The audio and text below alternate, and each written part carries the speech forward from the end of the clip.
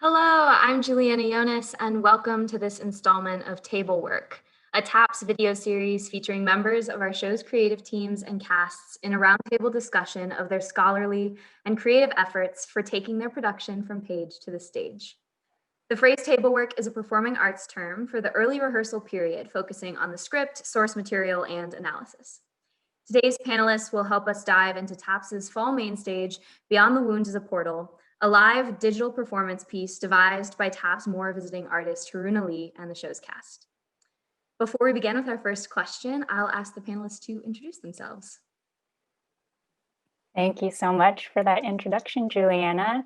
Hello, I am Haruna. I use they, them pronouns. I am currently on the land of the Lenni Lenape and Canarsie people, also known by its colonized name as Brooklyn, New York.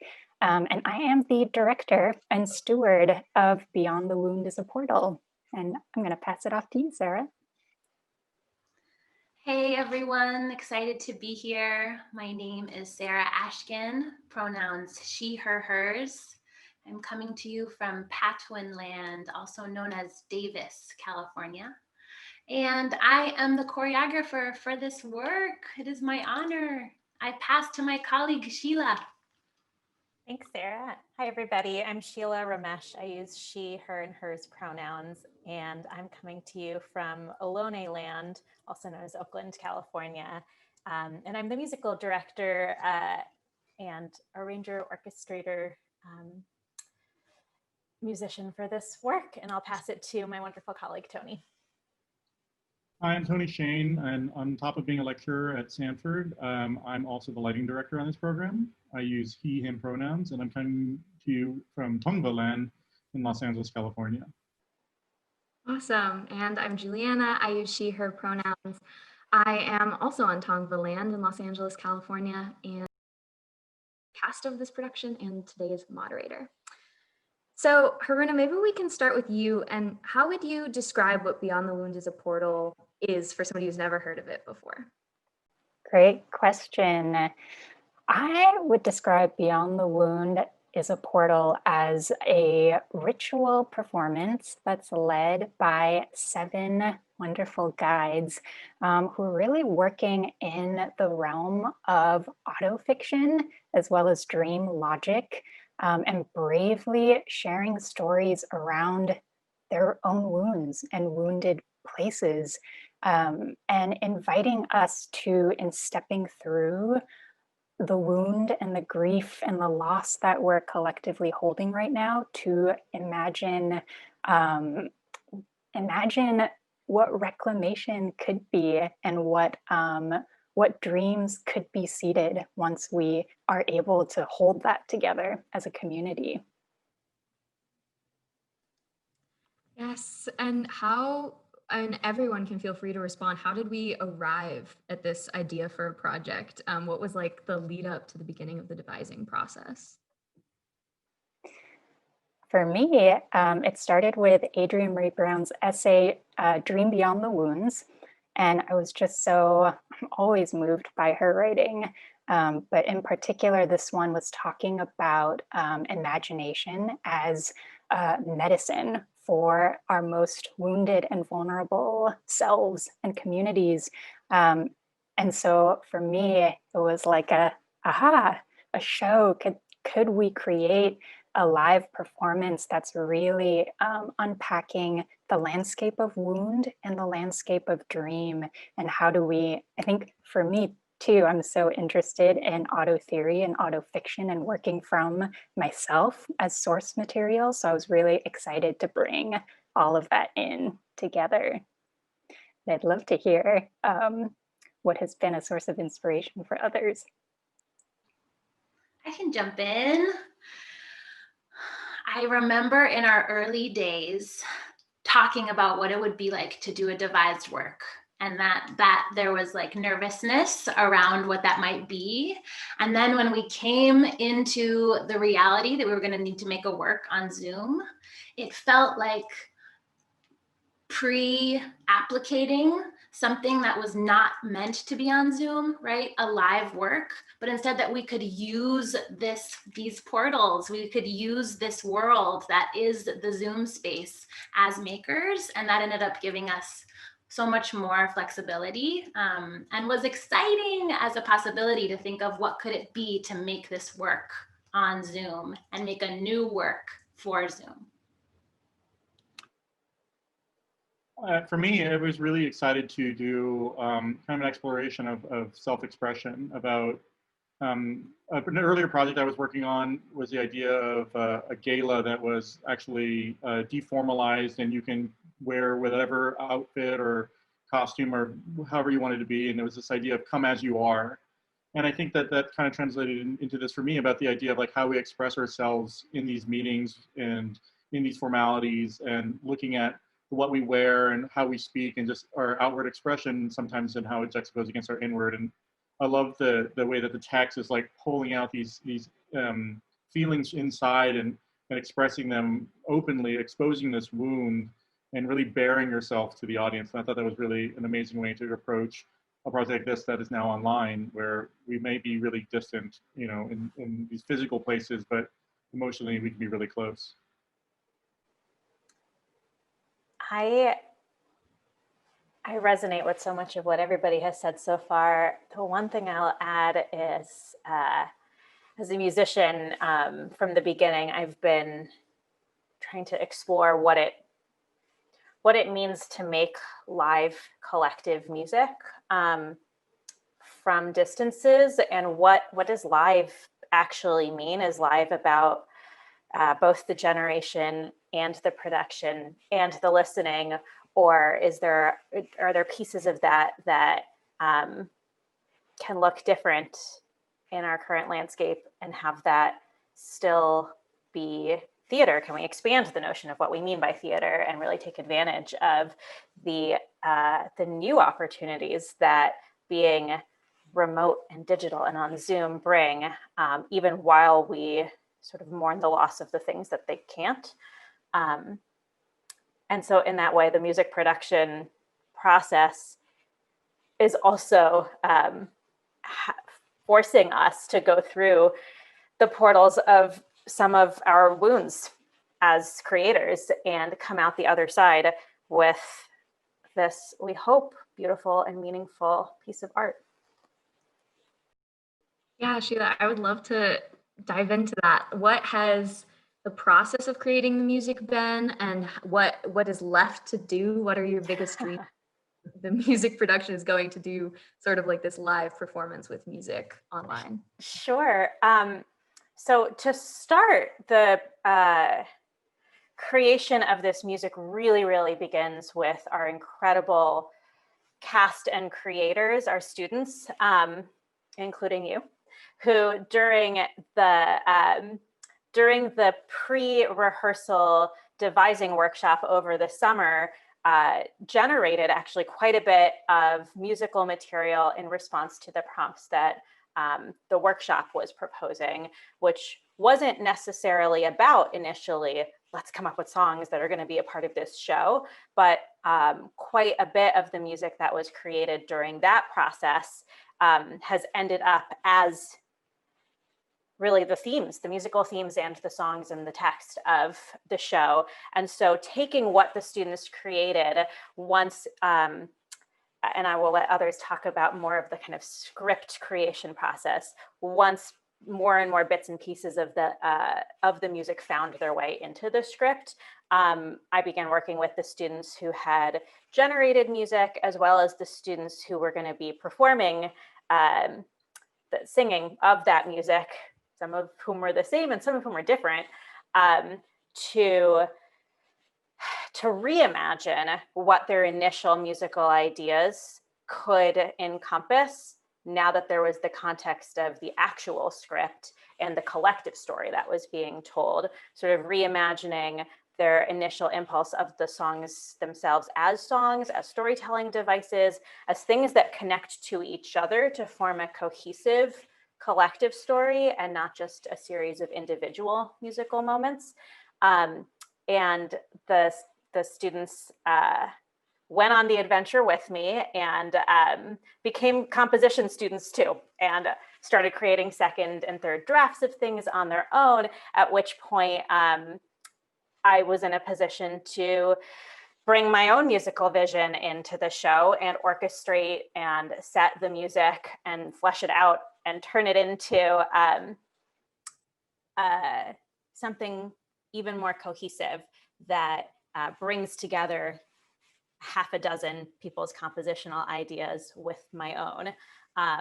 And so at the point that we're at right now, we, as I was talking about with the live versus what does that even mean of music, we did a lot of experimenting with different technologies that would allow for multiple people to synchronously create music live over Zoom. Ultimately, it seemed like the most reliable way to make sure that everybody's musical vision could actually be communicated was to do a combination of some pre-recording and live singing with mixing and mastering by our amazing sound engineer, James. And I don't want to go into too much about how the sausage is made, but there will be a combination of live recorded musicians and pre-recorded singers and live singers singing on top in the show, and live a cappella singing in the show. And hopefully the experience as a theater goer will ultimately be that you're not sure exactly what's what, and it doesn't necessarily matter, because all of these different ways of making music bring something just ever so slightly different to the show. In terms of what's left, a lot. There's a lot of recording, there's a lot of creating, there's a lot of rehearsing. It's like making a record and a movie and rehearsing a show all mixed together. Yes. So Sarah, once you got like the gift of these songs, what has the choreography process been like to embody the music? Thanks for that question. And I just love hearing Sheila talk about the process. Thank you for that, Sheila. Well, yeah, I think a big piece for me about my pedagogy, my point of view as a choreographer and as someone holding space around movement experiences is like what, and again, this also comes from Adrienne Marie Brown. Thank you for holding it down. What is it that this particular room, what is the work of this particular room? What do we need to do together towards political healing, towards personal healing, towards artistic expression, right? And so when I'm given these beautiful songs that have gone through many, many hands, and now they've arrived in mine, I'm taking the work to figure out not only is it my vision, but also, as Sheila and Haruna have shared, I really care about what the students, as the writers of those songs and the writers of the script, what is it that the cast members really need this dance number to be? And so there's the narrative question of that. And so we have some time talking about, what is this as choreographers, as composition students? Exactly, Sheila. What do we need? narratively? And then also, like, what do we need culturally? And Juliana, this happened last night in rehearsal. A lot of times dance rehearsal is like, we need to laugh. We need to play. We need time to be together. And, you know, missing dancing with one another in the same space, being able to touch or interact or partner dance, right? Like those things we're trying to figure out. How can we span the space between us in Zoom and still deliver in some of that work that's needed, which is care, which is connection, which is feeling our bodies on planet Earth, right? So with all of that in mind, I come in with prompts for the cast. I come in with prompts for myself. I'm really interested in what it means to have transparent power structures as folks leading a work. What I feel like we're doing so deeply here as devisers is really thinking about how power is moving in our space. So I arrive with the music, I arrive with some plans, and then I keep play and the visual possibilities of Zoom in mind. Like, for example, maybe everybody at home wants to like spend some time experimenting with the possibilities of Zoom, right? They're different, the dance possibilities of Zoom. So that's what I'll share. Thanks for asking. Thank you for that response. And yes, for all of the play at rehearsal. Moving to maybe the more design side of this digital performance, Tony and Haruna, do you guys want to talk about what it's like thinking about designing a whole production that happens on a screen? Yeah, I mean, it's definitely difficult. I think it's really hard because the second that we moved into this world, we all started feeling the term Zoom fatigue, right? We are on these mediums all the time. But I also think that part of what I really am interested with my work at Stanford is to look at challenges like this and say, okay, well, rather than let it beat me down, what can I do to kind of break out of that? And so for me, it started with research, and always starts with research. And I really looked at, okay, so I'm a head in a box, and you see me from chest up, and you see me just like this every day.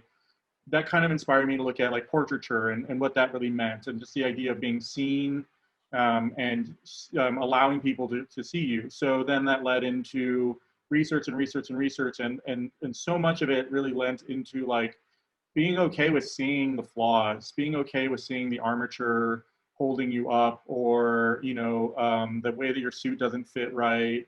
I looked at mug shots and I looked at all these things, and it really started resonating for me, and just like how exposed we are in these environments, and how much that really then lent itself to the text itself, which is saying, this is who I am, and I'm built on these wounds and these scars and these things, but they're also like okay, and me showing you is also okay. And so from that, my design then has to kind of be functional.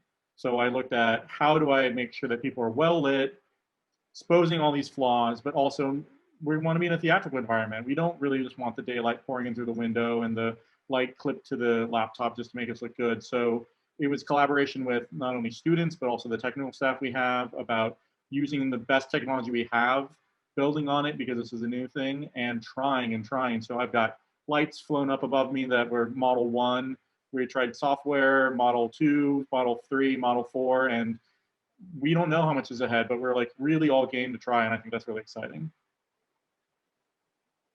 To jump off of what Tony shared, something you shared, Tony, about the standardization of portals, that we are in a world where we are seeing every single person as the same exact size, and we're seeing the same exact layout, was very revelatory for me. And so in thinking about designing these portals, thinking about also the layers that we can bring in beyond just the live performance in this space. So I feel like we have multiple layers. We have the live actors who are performing live on Zoom. We have the live performers recorded material. We have 2D animation and illustration done by our beautiful scenic designer, Carlo.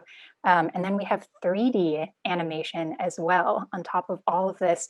And this, working with all of these layers, has allowed us to rethink and play with people's expectations of what a screen, the ratio of things on a screen can look like. And again, thinking about composition, not just of our bodies internally within the portals, but thinking about the composition of the squares themselves has been, I think, a huge part of the design. And then I also want to touch on something Sarah brought up, which was the culture making aspect. So being new to helming a rehearsal process in Zoom for all of us has meant designing a brand new rehearsal process and a brand new culture of being together and communicating. And one thing that I've found so exciting is that the chat function has been our lifeblood and connector. So everything that used to be, a touch on the shoulder that told us that, this person cares about us, or eye contact that we would make across the room, to share in these affirmations and moments of nonverbal communication is now all being channeled into the chat. And I'm just living for how alive our chat space has been. And I'm so grateful that folks feel an amount of comfort and trust to be able to communicate, that there's multiple threads of communication happening in our one Zoom space. I think that's been super important in terms of design.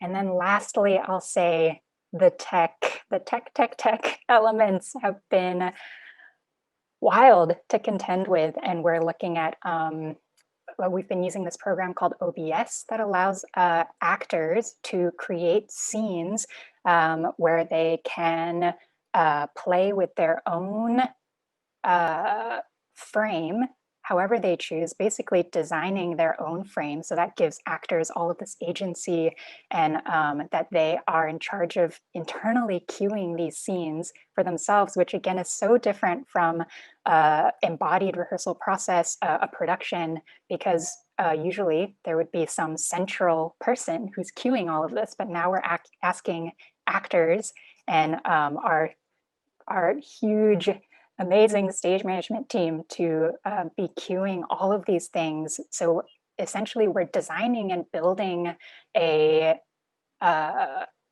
show for each individual that involves knowing and remembering where our body is in relationship to the frame, knowing at what point we're hitting a button, knowing when, at what pace things are fading and or turning to black, or when we have to turn our portals off. And then on top of that, just the show itself of remembering the text and singing these gorgeous songs. And so it's been a lot to contend with. And I'm just so inspired and full of awe for this, both the creative team and our tremendous cast for holding all of this. I see Sarah cheering in her portal, and I'm cheering on the inside also. As we take this home, keeping in mind all of those challenges that we're all like facing and grappling with, what are your, I guess, dreams for the next month and for the new moon when we finally bring this to the audience? And that's to everyone. Feel free to chime in.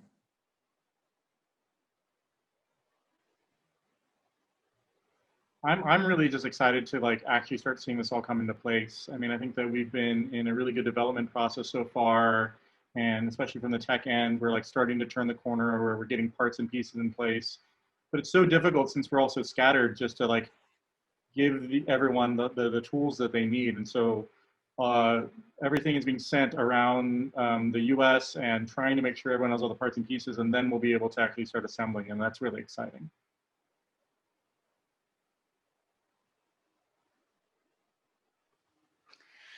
Dreams for this next moment. I think a big lesson from 2020 for me is about grace, is about plasticity, is about our imaginations as medicine being something that we might not even know right? That we're like, the unknown ends up being a place that we like must surrender to. So my dream is that as someone who holds some of our dear marbles of this show, that I, and as a team, we can like let it arise to us. We can let the show come meet us, as opposed to, right? For example, unison choreography is not something that really translates to live Zoom. And so let's stop making unison choreography and move into what we do have, which is this like beautiful asynchronous choreography. So I want to keep inviting plasticity and surrender.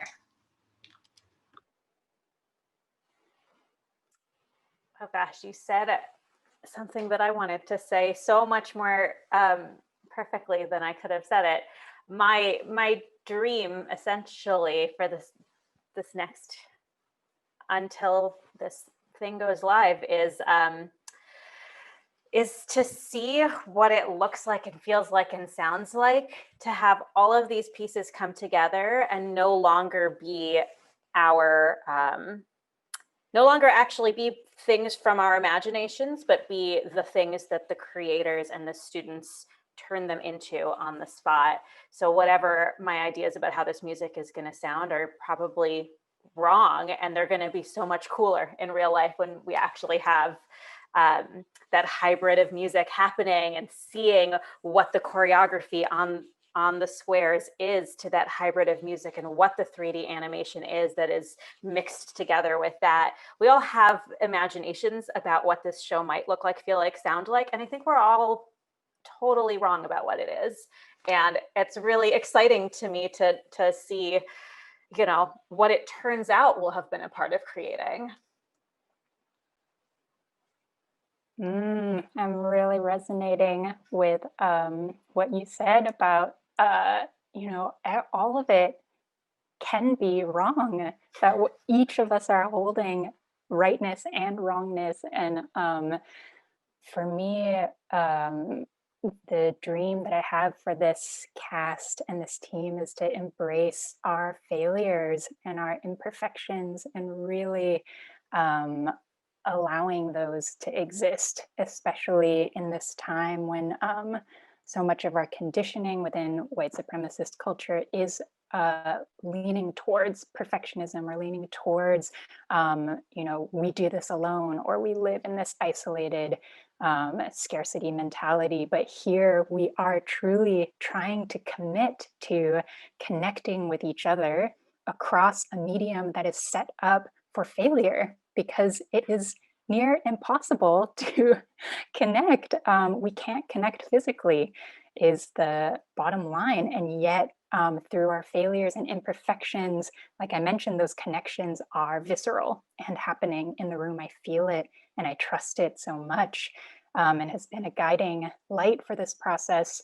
And I would say my dream for the audience is that this aliveness can translate when they see this piece, and that they are invited into our world to experience a moment of holding our wounds and grief and loss collectively in this moment, in order to push through the portal to a space of dreaming and imagining and laughing and joy and celebration, that all of that can be possible amidst this world on fire.